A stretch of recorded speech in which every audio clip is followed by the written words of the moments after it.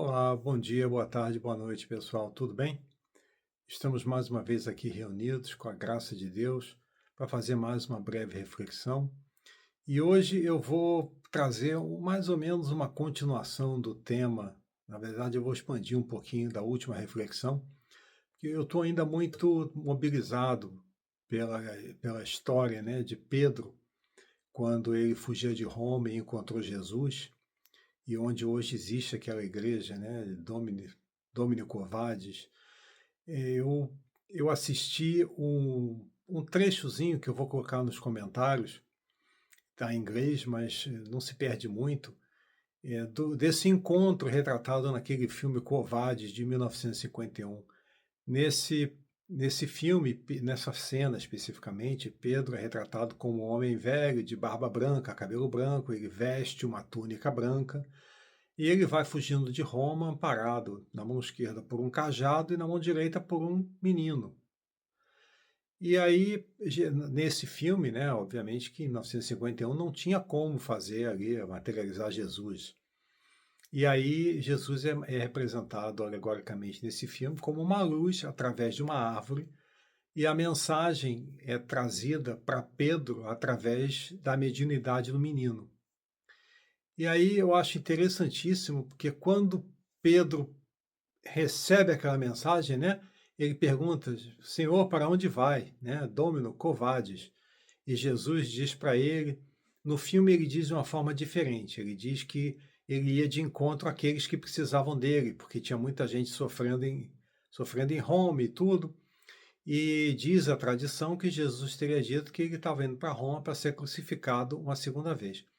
E é engraçadíssimo, curiosíssimo, eu achei engraçado, porque quando Pedro, no filme, ouve essa mensagem, ele larga o menino, larga o cajado. Antes ele vinha assim meio que se arrastando, né, devagarzinho, apoiando no cajado, apoiando no menino.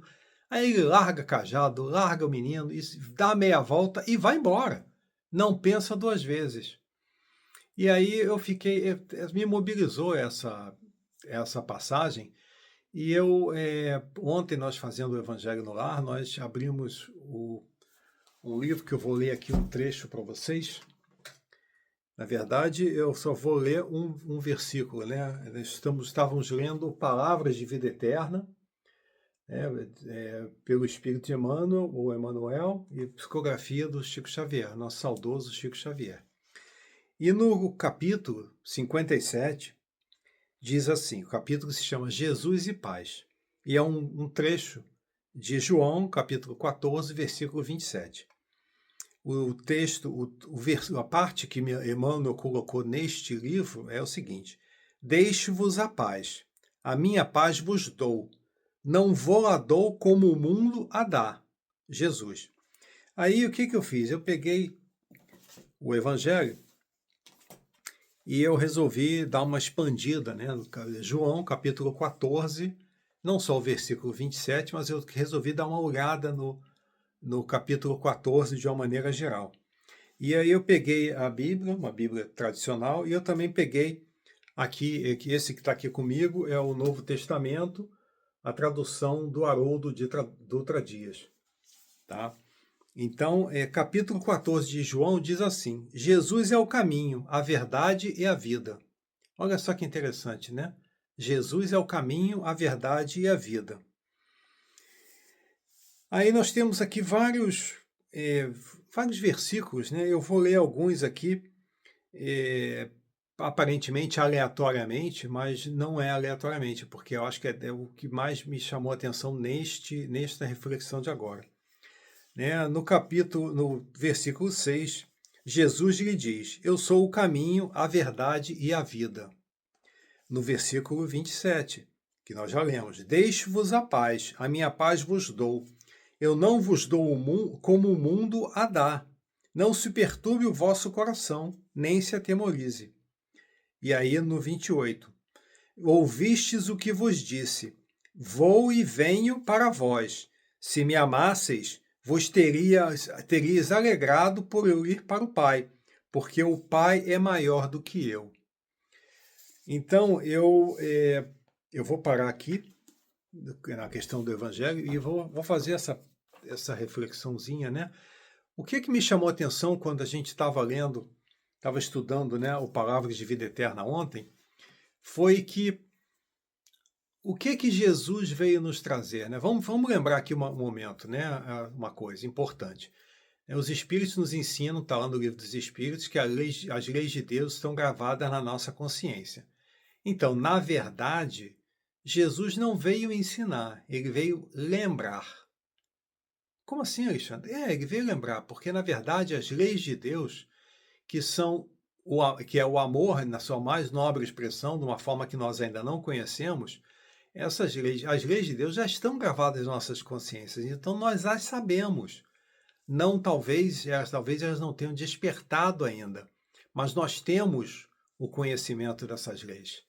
Nós sabemos, sempre sabemos o que é a coisa certa e o que é a coisa errada, ou eu vou colocar assim, o que é a coisa certa a fazer e o que é a coisa mais fácil a fazer. Nós sempre sabemos que nós temos que nós estamos, se o que estamos fazendo é o certo ou se é o que nos interessa naquele momento.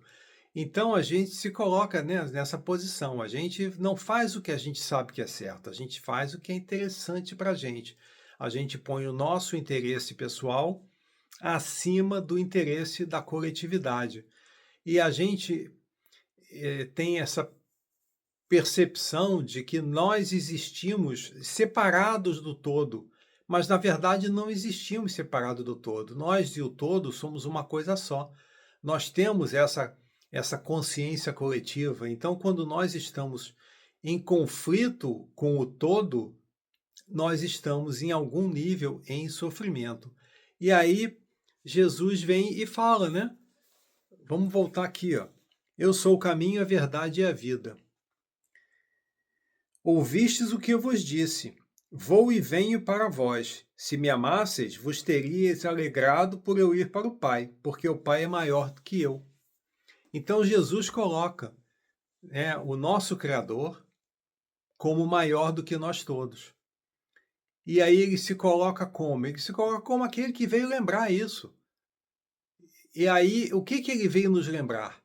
Por que Jesus nos dá a paz? Que paz que Jesus nos dá? Ele não chega aqui do nosso lado e, né, dá um passe na gente e a gente sente paz. Não. O que ele veio ensinar? Ou ensinar, não, desculpe, relembrar. Qual foi a maneira que ele veio relembrar a gente? Através do exemplo. Então, eles nos trouxe, como é que ele falou, né? Que o jugo dele é leve, o fardo dele é suave. Não, ao contrário, o jugo dele é suave e o fardo dele é leve. Não é isso? Não foi isso que ele falou? Isso significa que se nós nos comportarmos como ele se comportou, nós teremos paz. Como é que ele se comportou? Primeiro, ele serviu. Esse foi o maior exemplo que ele nos deixou. Ele serviu a todos. Quem viesse pedir ajuda, ele perguntava: você acredita que eu possa te ajudar? Porque é a parte da psicologia, né? O que é que você quer? Ah, eu quero que você me cure. Você acredita que eu possa te curar? Sim, acredito. Então está curado. Isso é um movimento, gente. Isso aí não é assim. Ah, eu quero ganhar na loteria. Você acredita que você vai ganhar na loteria? Não, mas eu quero ganhar assim mesmo, né? Isso não vai acontecer. Então, o que Jesus nos mostrou? Na verdade, isso ele nos ensinou, que se nós nos comportarmos como ele, nós poderemos ter paz. Como assim, Alexandre? Gente. O que aconteceu qual foi a mudança de consciência em Pedro naquela situação lá do encontro com Jesus? Ele estava preocupado com ele estava fugindo, ele estava com medo, ele não queria ser morto pelos romanos. Aí Jesus falou para ele o quê?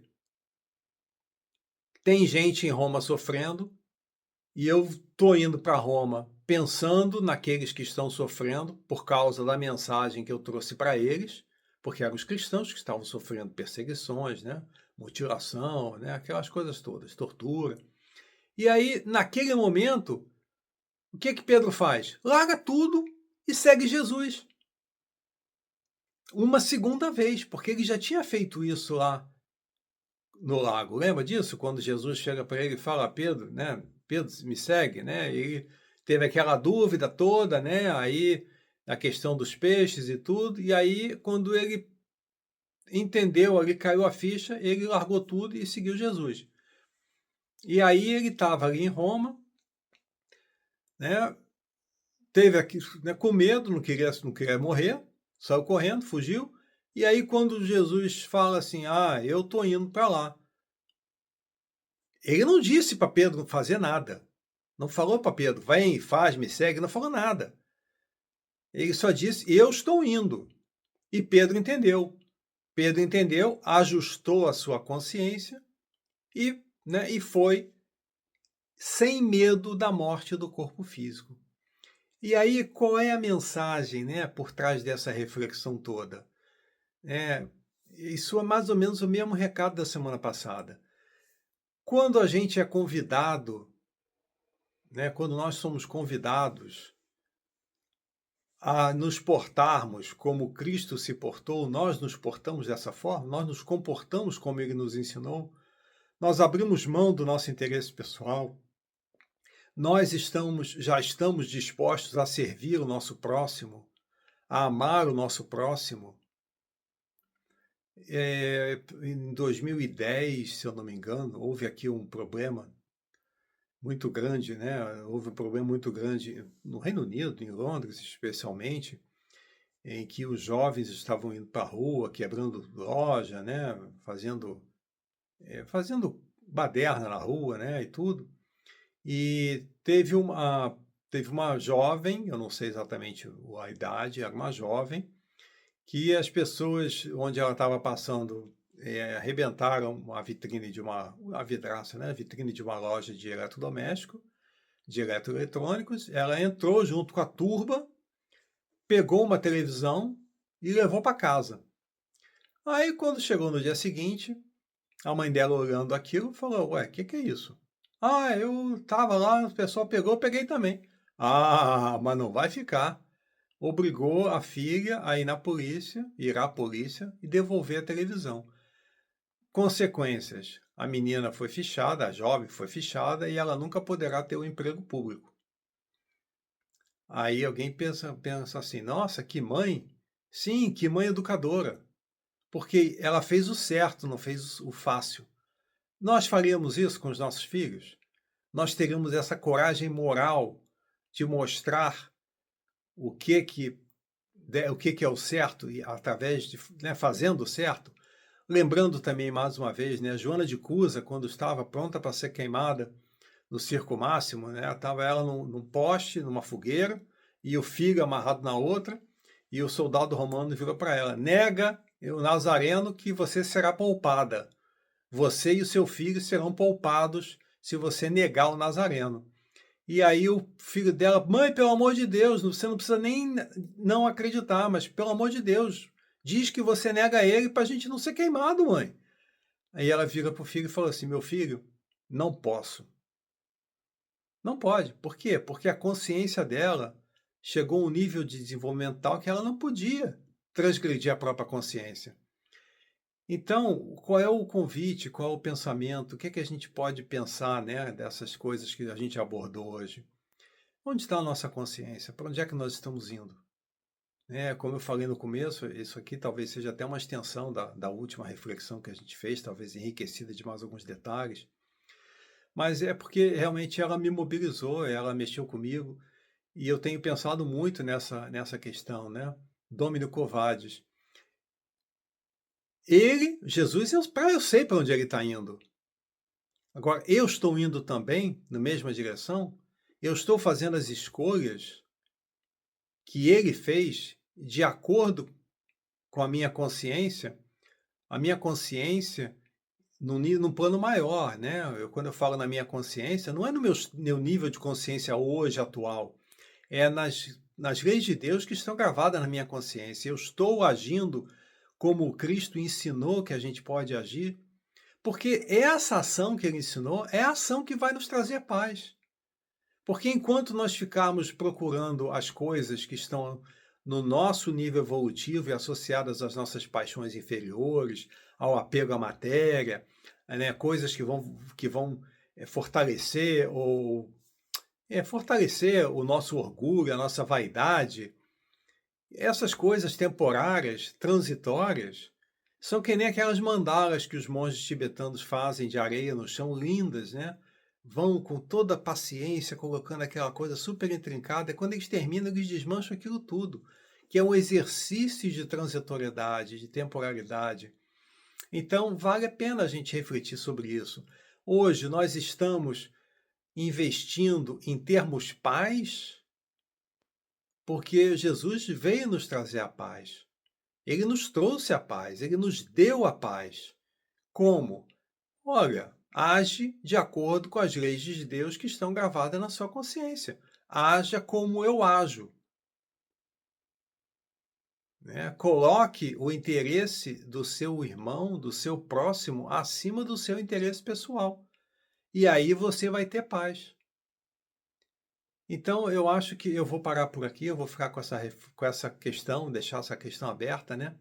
E fazendo aí, né? Propondo essa questão. Você está em paz? O que que você pode fazer para ficar em paz? Vamos lembrar, gente, João capítulo 14. É uma boa leitura, né? O Evangelho de João é muito gostoso de ler, aliás, todo o Evangelho é gostoso de ler. Mas o Evangelho de João é muito gostoso de ler. Tem o capítulo 14 que se chama, eu vou ler aqui de novo, Jesus é o caminho, a verdade e a vida, né? Então, só para terminar, eu vou pedir mais uma vez para vocês. Se você acha que essa reflexão te agrega alguma coisa, se ela contribui para você refletir sobre alguma coisa, se você pode reconsiderar alguma coisa na sua vida, se você acha que ela pode auxiliar alguém que você conheça, um parente, um amigo, um vizinho, alguém que está no momento de dificuldade e está precisando de uma palavra de carinho, de consolação, de apoio, talvez hoje não tenha sido uma reflexão que tenha sido obviamente direcionada para essa questão, mas sempre está tudo ligado. E eu peço a você, divulga. Esse canal não é monetizado, eu não vou ficar rico, eu não vou ficar famoso. O que eu gostaria muito é que nós fizéssemos desse canal um canal interativo. Deixa o seu comentário, mesmo que seja um comentário que você acha que seja superficial, coloca um comentário, faz um comentário. Deixa aí alguma coisa, em vez de não diz assim: "Ah, adorei, maravilhoso", não, diz assim: "Ah, eu discordo do que você falou. Ah, e por que que você não falou disso? Por que que você não comentou alguma coisa?". Porque é para a gente fazer essa coisa interativa. De repente, se você colocar um comentário aí, tipo assim: "Ah, eu gostaria que você comentasse sobre isso". Na próxima reflexão, a gente pode abordar isso de alguma forma, ou na outra, na seguinte. Então, eu vou ficando por aqui. Muito obrigado mais uma vez pela sua presença, pela sua participação, pela sua contribuição e principalmente pela sua paciência, tá bom? Muito obrigado, fique com Deus e até a semana que vem, se Deus quiser.